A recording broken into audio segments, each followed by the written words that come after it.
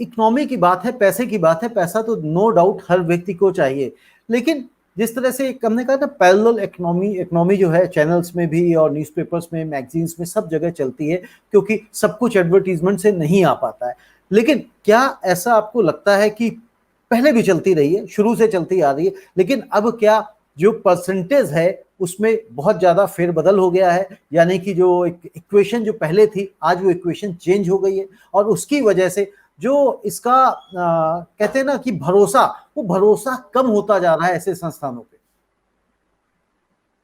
सवाल बहुत अच्छा है, बट इसके अंदर मेरा सिर्फ यही मत होगा कि जैसा कि मैंने पहले भी बताया कि ये शुरू से चला आ रहा है, इसमें ये नहीं है कि एडवर्टीजमेंट बजट्स कम हो गए या ज्यादा हो गए या एडिटोरियल जो रेवेन्यू लेके आता था वो बढ़ गया है किसी तरीके से। लेकिन डेफिनेटली ये कुछ ना कुछ अगर आप देखेंगे कि ऑफ लेट हम देखते हैं कि थोड़ा सा बीजेपी का इन्फ्लुएंस तो बढ़ा ही है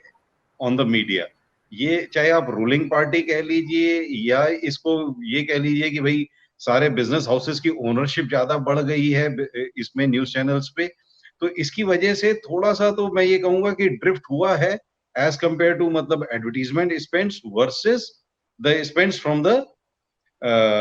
political parties you can say or the big business houses. So it is all there, मतलब ये तो सबको पता ही है, इसमें मतलब अच्छा है कि मतलब हम ज्यादा इस पे ना बोलें।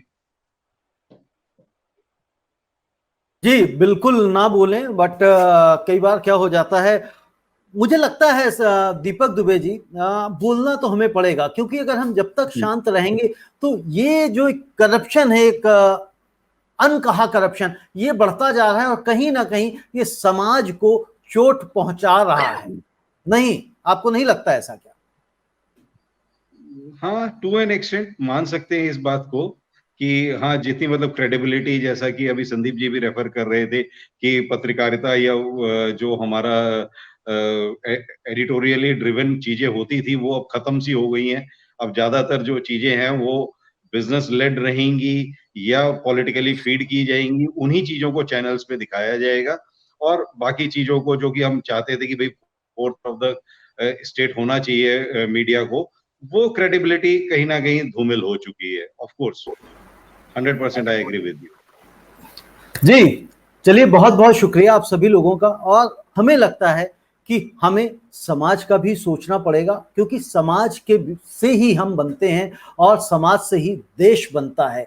तो समाज जब तक बेहतर नहीं होगा तब तक देश बेहतर नहीं होगा। हम सिर्फ बड़ी बड़ी बातें तो कर सकते हैं, हम 5 ट्रिलियन इकोनॉमी की बात तो कर सकते हैं, हम विश्व गुरु बनने की बात तो कर सकते हैं, लेकिन उसको धरातल पर उतारने के लिए उन सपनों को हमें प्लानिंग्स बेहतर अच्छी बनानी पड़ेंगी, और उसके लिए पूरी पूरी एक टीम का गठन करना पड़ेगा, और